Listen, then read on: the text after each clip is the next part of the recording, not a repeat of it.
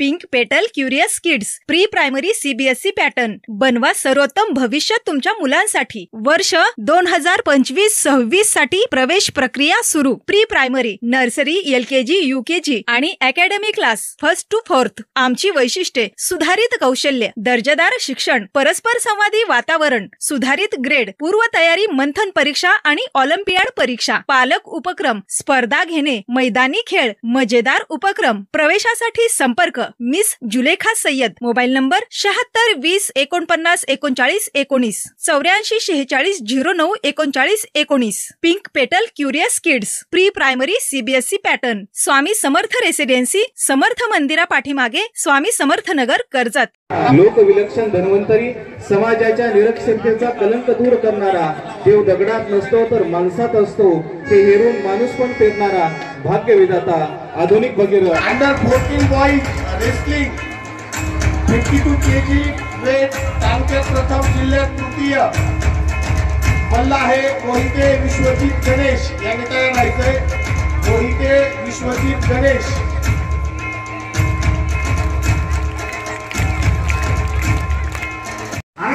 किती कोणी असेल त्या देवगावकर कुटुंबांचा, त्यांचे कोण पूर्वज असतील, वारस असतील, त्यांचं त्याच्यासाठी असं छोटे छोटे कुणी एखाद्या शेतकऱ्यांनी त्याच्या गोट्यातले पत्रे काढून आणून शाळेच्या खोलीवर टाकले।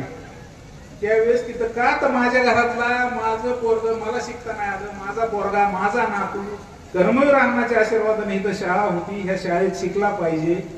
जगदंबा कारखाना होता त्यावेळेस, मला वाटतं विकास मोडे साहेबांना आठवत सुद्धा असेल। त्यावेळेस उसाला भाव असायचा 350, 400, 500, 600 रुपये टन।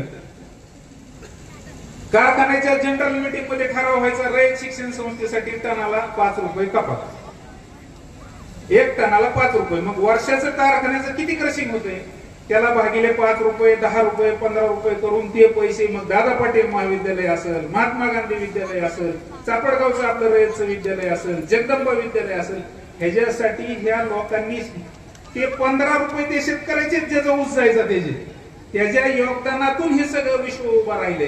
त्याच्यामुळे जबाबदारी आपली सगळ्यांची, जी राहिलेलं उभं राहिलेलं विश्व चांगल्या पद्धतीने टिकलं पाहिजे आणि राशींच्या शिरपेचा जगदंबा विद्यालयाचा जो मानाचा तोर आहे तो कायम उंच होत राहिला पाहिजे मधल्या काळात। आणि ज्या जुन्या लोकांनी ही शाळा चालवली त्यांनी कधीही आपले वैयक्तिक मतभेद, राजकारणाचे जोडे त्या गेटच्या बाहेर ठेवले आणि इथं आल्यानंतर आपल्या शाळेतला विद्यार्थी हा आपल्या तुमच्या माझ्या कुणाचा तरी पाळले आणि त्याचं कल्याण करण्यासाठी ही शाळा त्या धोरणात थोडं, आता मी बोलतोय हे जरी वाईट वाटत असलं, थोडं चुकीचं वाटत असलं, थोडं अतिशयोक्ती वाटत असलं, मुख्याध्यापक साहेब आणि शिक्षकांना माझी विनंती की आपलाही थोडा भरकटलेला रस्ता, आपलं लक्ष फक्त विद्यार्थी, शाळा आणि संस्था याच्यावर राहावं ही विनंती करतो।